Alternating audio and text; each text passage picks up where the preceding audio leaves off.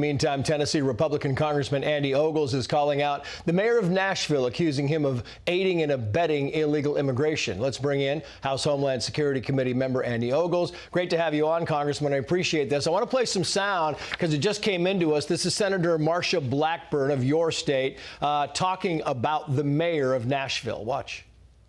I have not spoken to the Attorney General yet, and I am looking forward to speaking with her. I am looking forward to having them investigate what is going on here in Nashville and also some of these other blue cities where they're trying to fight what President Trump is doing to make us safe.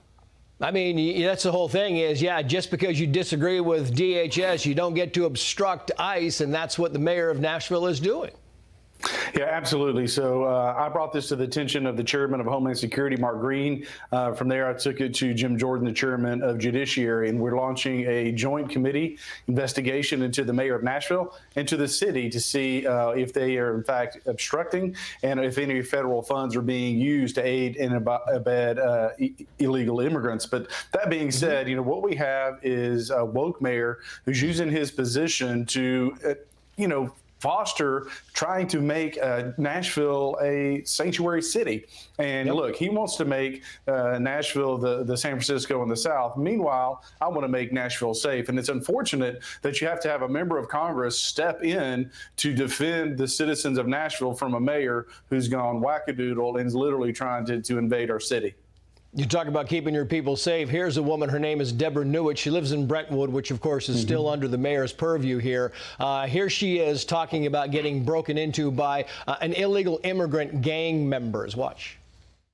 We were lucky because when these men violently smashed their way into our home, our 15-year-old daughter was in the house alone upstairs in the bathtub.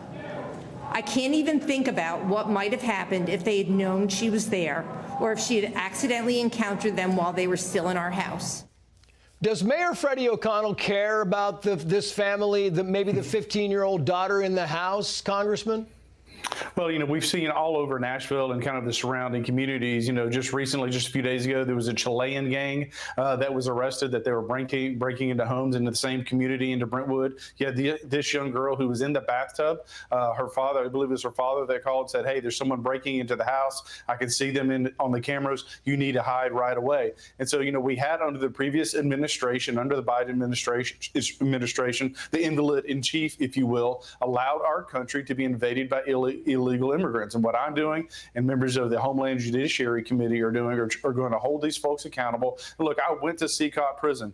I've seen the MS-13 and just Trinidad illegals that we are sending there. And these are bad folks. One of the individuals that I spoke to admitted to killing 50 people while he was in the United States of America. And so you have the mayor of Nashville choosing to defend murderers, rapists, child smugglers over the people of Nashville. Enough is enough. We're going to hold him accountable, and we'll have more that we're releasing in the morning. Congressman, best of luck to you. Thank you for coming on the show. We appreciate it. Absolutely. Thank you.